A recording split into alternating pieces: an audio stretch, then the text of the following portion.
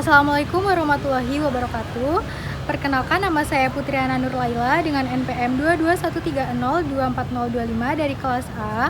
Di sini saya akan mempraktekkan micro teaching dengan materi virus dan peranannya fase E kelas 10 SMA. Selamat menyaksikan. Assalamualaikum warahmatullahi wabarakatuh. Waalaikumsalam warahmatullahi wabarakatuh. Selamat pagi anak-anak semua. Selamat pagi, Ibu. Bagaimana nih kabarnya pada pagi hari ini? Alhamdulillah baik, Bu. Oke, alhamdulillah semuanya dalam keadaan baik ya, sehingga kita semua bisa mengikuti kegiatan pembelajaran pada hari ini. Oke, sebelum kita mulai pembelajaran hari ini, alangkah baiknya kita berdoa terlebih dahulu ya untuk ketua kelas Syakina. Silahkan dipimpin doa. Ibu, semuanya sebelum kita memulai pembelajaran pada hari ini, marilah kita berdoa sesuai dengan kepercayaan masing-masing. Berdoa.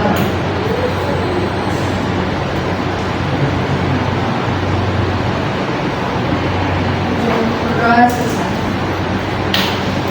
Baik, terima kasih Syakina. Hari ini apakah ada yang tidak hadir? Hadir semua, Bu. Alhamdulillah hadir semua ya. Oke, sebelum kita mulai pembelajaran hari ini, Ibu sudah menyiapkan pretest untuk kalian. Kalian boleh mengambil HP kalian masing-masing.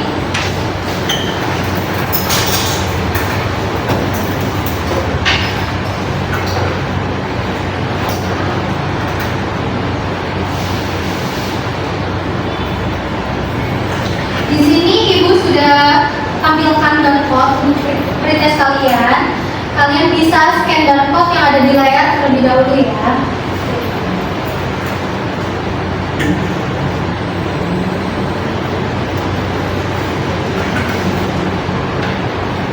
Anak-anak, apakah ada kendala? Tidak, Bu. Baik, jika tidak ada kendala, boleh langsung dikerjakan waktu pengerjaan pretest 10 menit. Tidak boleh lebih dari 10 menit karena link akan Ibu tutup setelah waktunya sudah selesai. Bisa dikerjakan mulai dari sekarang ya.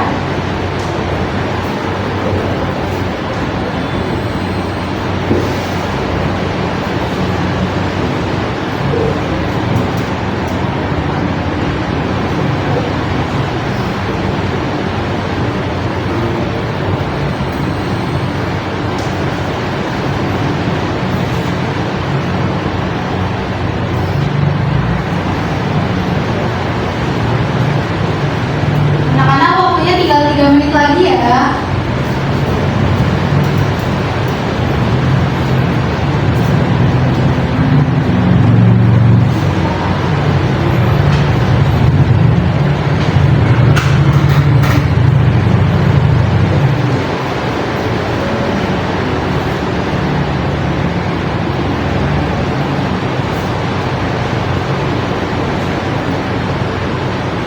Baik, waktunya sudah selesai. Silahkan disubmit semua.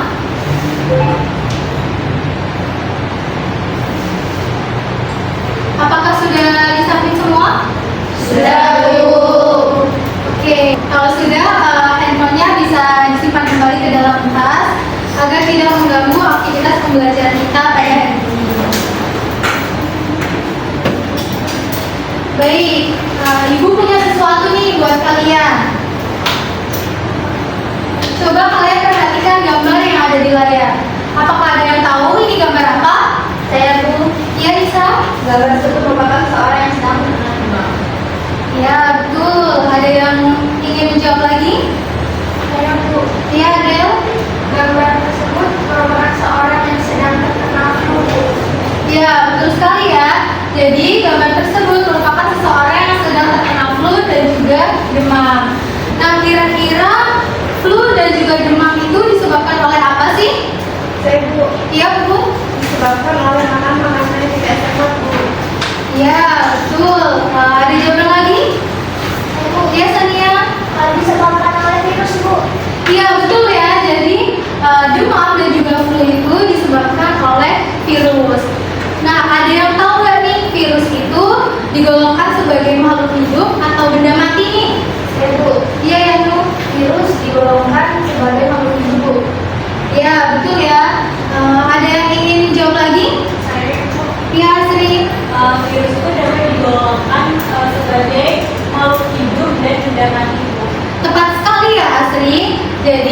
virus itu dapat digolongkan sebagai makhluk hidup dan juga benda mati. Lalu mengapa sih virus itu disebut sebagai makhluk hidup dan juga benda mati? Ada yang tahu? Saya Bu. Iya, Sandita. Jadi virus dinamakan sebagai makhluk hidup karena mampu bereproduksi dan menjadi asam nukleat. Sedangkan virus sebagai benda mati karena bukan merupakan sel dan membentuk kristal jika berada di luar inang serta tidak memiliki ciri-ciri makhluk hidup. Wah, lengkap sekali ya Candita jawabannya. Oke, jadi ada yang tahu nggak nih hari ini kita akan mempelajari materi apa? Virus. Betul sekali. Kita hari ini akan mempelajari tentang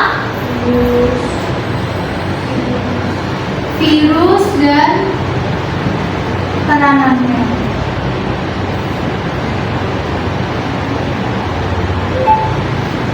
Oke, kita hari ini akan mempelajari tentang virus. Jadi tujuan pembelajaran kita hari ini melalui kegiatan diskusi peserta didik mampu mengidentifikasi ciri-ciri dan karakteristik virus dengan benar. Kemudian melalui kegiatan literasi peserta didik mampu menganalisis peranan virus yang merugikan bagi manusia dan juga peserta didik mampu menganalisis solusi terhadap penyebaran virus yang merugikan bagi manusia. Anak-anak, hari ini kita akan pelajari tentang virus, di mana virus itu merupakan sesuatu yang luar biasa sangat kecil, bahkan tidak bisa dilihat dengan mata telanjang, namun memiliki peran yang sangat penting bagi kehidupan kita, khususnya manusia. Nah, kita sering sebut virus itu sebagai penyebab penyakit, namun di balik sifatnya yang merugikan itu tersimpan potensi yang besar yang bisa dimanfaatkan untuk manusia. Contohnya dalam bidang penelitian, dalam bidang pengobatan, dan juga bisa dipakai untuk teknologi di kita. Nah, anak-anak, ada yang tahu nggak nih kira-kira virus itu bentuknya seperti apa dan komponennya itu ada apa saja? Saya Bu. Ya, sini. Nah, bentuknya itu ada yang bulat dan polihedral Bu. Bentuknya bulat dan polihedral. Oke, untuk komponen dari virus ada yang tahu apa saja? Saya Bu. Ya, Syakina. Jadi komponen dari virus itu sendiri adalah dia terdiri dari asam nukleat dan juga oksidasi. Oke, komponen virus asam nukleat dan juga jadi komponen dari virus itu ada asam nukleat dan juga kapsul. Kemudian bentuk dari virus yaitu bulat dan ada juga yang polihedral. Namun hari ini kita akan mempelajari lebih lengkap lagi dan lebih kompleks mengenai komponen dari virus. Oke, untuk melatih kemampuan berpikir kalian dan juga kemampuan menganalisis, Ibu sudah menyiapkan lembar kerja peserta didik atau LKPD yang akan kalian kerjakan. Namun sebelum itu, Ibu akan membagi kalian menjadi dua kelompok besar. Kelompok satu terdiri dari Syakina, Yanu, Candita, Siva, dan juga Adel. Lalu kelompok dua ada Wulan, Nisa, Sania, Asri, dan juga Puput. Silakan kalian bisa membentuk kelompok sesuai dengan kelompoknya masing-masing ya.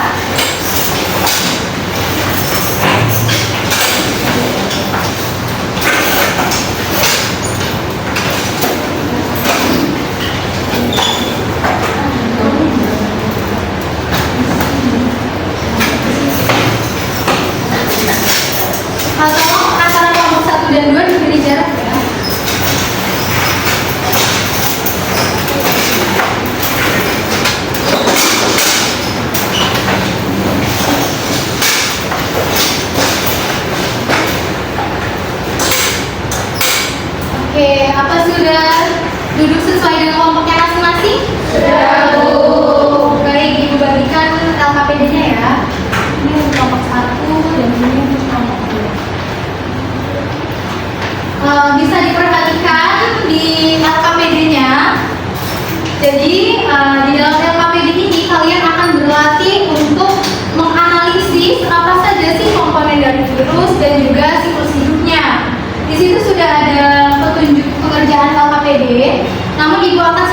jelaskan kembali. Jadi kalian akan mengerjakan dan berdiskusi sesuai dengan kelompoknya masing-masing. Kemudian waktu pengerjaan selama 20 menit. Anak-anak, apakah ada yang ingin ditanyakan terkait pengerjaan LKPD? Oke, jika sudah cukup jelas, bisa dikerjakan dan berdiskusi dengan kelompoknya masing-masing. Waktunya 20 menit, bisa dimulai dari sekarang ya.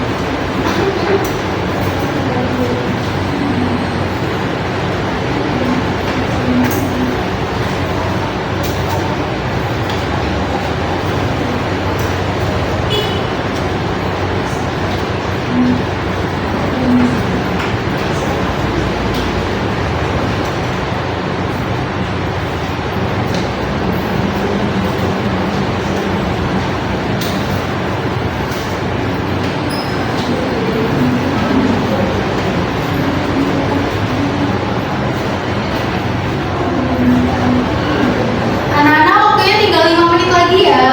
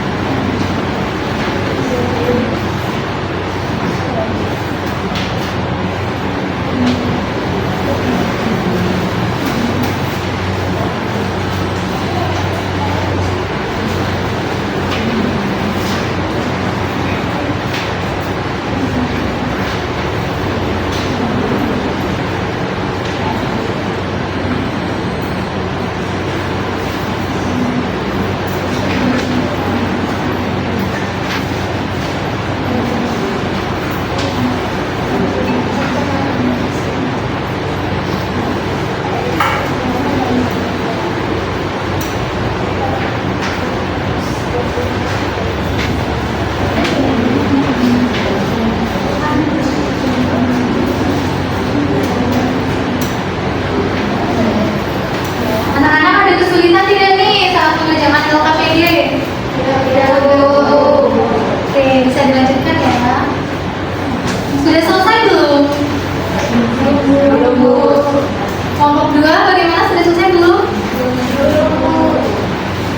Silakan dilanjut ya.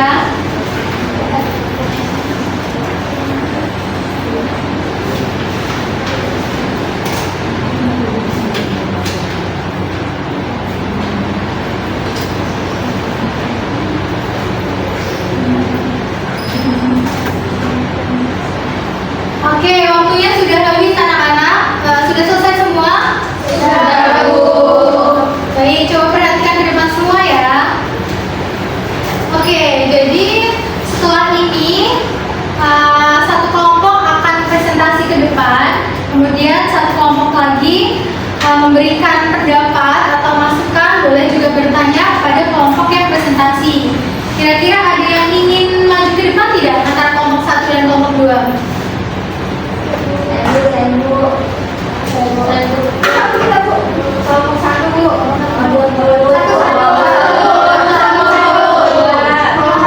Wah, semuanya sangat bersemangat ya ini. Mungkin Ibu akan tunjuk salah satu saja. Kelompok 1 bisa presentasi ke depan, kemudian untuk kelompok 2 nanti bisa memberikan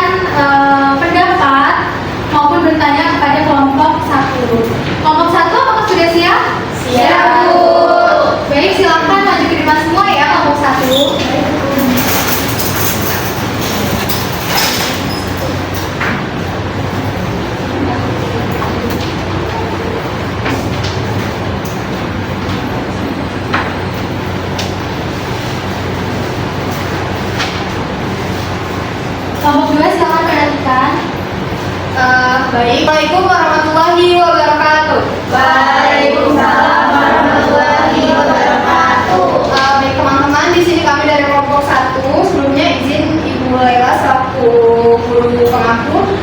Baik, di sini kami akan mempresentasikan hasil diskusi kami terkait tugas-tugas dari yang ada di LKPD. Untuk itu saya izin memperkenalkan anggota kelompok kami terlebih dahulu. Nama saya yaitu Syakina. Dengarkan saya Yanu, Syangita, Adel, dan juga Syifa.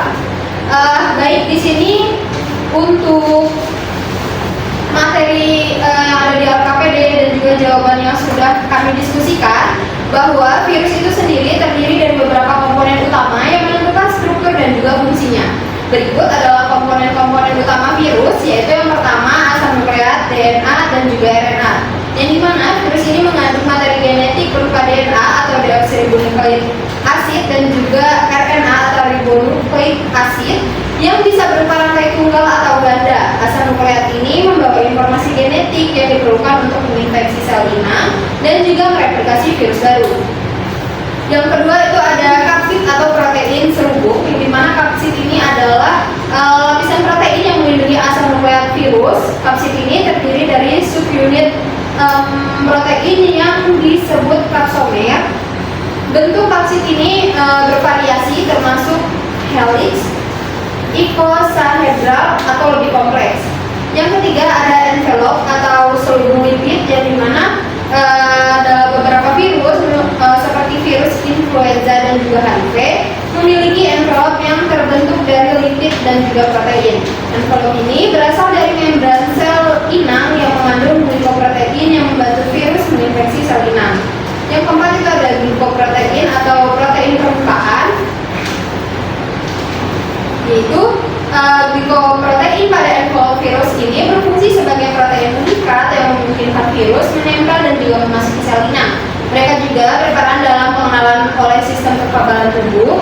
Kemudian yang terakhir itu ada enzim. Beberapa virus membawa enzim yang diperlukan untuk replikasi dan juga infeksi, seperti transkriptase balik pada retrovirus, misalnya HIV, yang mengubah RNA menjadi DNA di dalam sel inang. Selanjutnya untuk jawaban nomor 2 akan disampaikan oleh Yanu kepada Yanu. Baik, izin melanjutkan jawaban kedua hasil diskusi kami. Jadi hasil diskusi kami bahwa siklus hidup virus ini yaitu siklus litik. Siklus litik ini meliputi proses replikasi virus yang berakhir dengan penghancuran sel inang. Tahap pertama yaitu absorpsi, di mana virus akan menempel pada permukaan sel inang menggunakan protein pengikat yang sesuai dengan reseptor pada membran sel. Lalu virus atau materi genetiknya akan disuntikkan ke dalam sel inang selama penetrasi. Setelah itu, mesin seluler inang diambil alih oleh materi genetik virus sehingga menghentikan aktivitas normal dari sel dan mengarahkan sel untuk mulai memproduksi komponen virus yang baru, termasuk memproduksi asam nukleat dan protein kapsid. Komponen ini kemudian berkumpul menjadi virion baru dalam tahap rakitan, hingga akhirnya sel inang akan pecah atau lisis lalu melepaskan virion-virion baru yang siap menginfeksi sel inang lainnya. Dan proses ini akan menghancurkan sel inang. Baik, presentasi dari kelompok 1 sudah selesai. Untuk kelompok 2, apakah ada jawaban yang berbeda dengan kelompok 1? Ya, silakan Bulan dipaparkan. Yang kedua, kami menggunakan siklus isogenik, di mana siklus isogenik ini adalah proses di mana materi genetik virus terintegrasi ke dalam bilang sel inang dan direplikasi bersama DNA sel inang tanpa membuang sel. Setelah adsorpsi dan penetrasi, materi genetik virus bergabung dengan DNA sel inang dan menjadi bagian dari genomnya. Materi genetik virus yang disebut profago pada bakteri atau provirus pada virus hewan direplikasi bersama dengan sel inang saat sel membelah, sehingga setiap sel anak juga membawa profago atau provirus. Di bawah protein tertentu seperti stres atau kerusakan DNA. Profago atau provirus dapat dipicu untuk keluar dari genom sel inang dan memasuki siklus lipid, yang kemudian mengikuti tahapan sintesis perakitan dan lisis sel inang. Baik, terima kasih ya untuk kelompok 2. Jadi ada perbedaan antara jawaban dari kelompok 1 dan juga kelompok 2 terletak pada siklus hidup sel ya. Oke, untuk kelompok 1 bisa ditutup presentasinya. Baik, demikianlah presentasi dari kelompok 1 terkait materi virus ini. Kami mohon maaf jika dalam pemaparan dan juga jawaban yang kami diskusikan ada beberapa kesalahan. Kami akhiri, wabillahi taufiq wal hidayah. Wassalamualaikum warahmatullahi wabarakatuh. Waalaikumsalam warahmatullahi wabarakatuh. Oke, beri tepuk tangan ya untuk kita semua.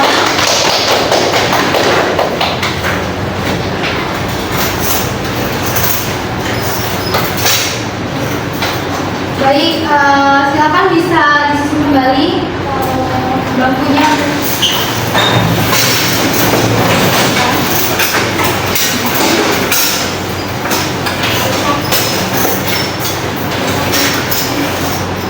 Oke, tadi kalian sudah berdiskusi terkait komponen-komponen dari virus dan juga siklus hidup dari virus.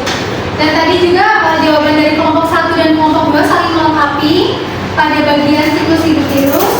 Tadi ada siklus litik dan juga siklus isogenik. Kemudian apakah ada yang tahu perbedaan dari siklus litik dan juga siklus isogenik? Saya Bu, Ya Bu, silakan. perbedaan utama dari siklus litik dan isogenik itu terletak pada hasil akhir sel inang dan durasi replikasi Bu. Oke, terima kasih Bu jawabannya. Apakah ada yang ingin melengkapi lagi atau menjelaskan jawaban dari Bu? Iya, Adel. Siklus litik mengakibatkan pemunculan sel inang, sedangkan siklus isogenik tidak merusak sel inang sampai terjadi induksi ke siklus litik. Siklus litik berlangsung cepat, sementara siklus isogenik dapat bertahan lama karena virus tetap tidak aktif dalam bentuk fage atau provirus sampai kondisi tertentu menuju siklus litik. Integrasi DNA virus juga berbeda, di mana pada siklus isogenik DNA virus terintegrasi ke dalam DNA inang, sedangkan pada siklus litik DNA virus tetap terpisah dari DNA inang. Kedua siklus ini menunjukkan bagaimana virus dapat beradaptasi dan bereplikasi dengan cara yang berbeda, tergantung pada jenis virus dan kondisi lingkungan. Cukup. Oke, lengkap sekali ya jawabannya dari Adel. Oke, jadi kita ulas kembali. Tadi komponen virus ada apa saja? Yang pertama ada asam nukleat. Kemudian yang kedua Ada kapsul. kapsul. Kemudian ada selubung lipid. Lalu glikoprotein dan juga enzim. Kemudian siklus hidupnya itu ada dua siklus utama, yaitu siklus litik dan juga siklus isogenik. Oke.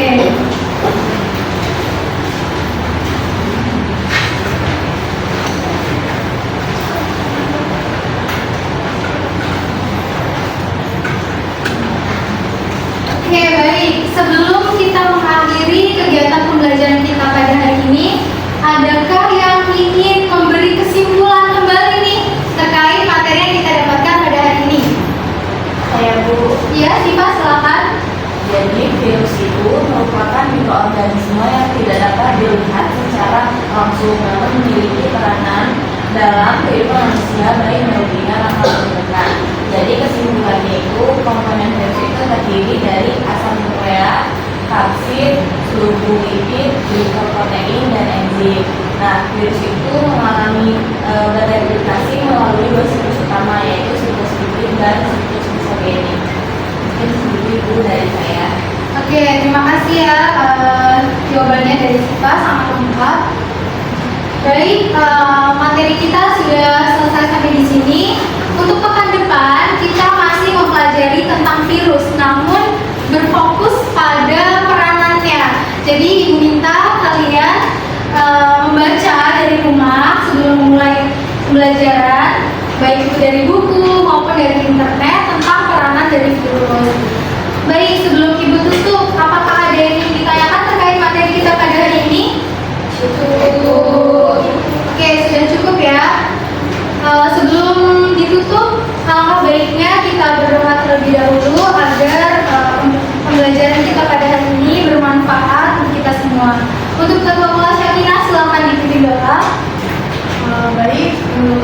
semua untuk menghadiri pembelajaran kita pada hari ini. Marilah kita berdoa sesuai dengan kepercayaan kita masing-masing. Berdoa.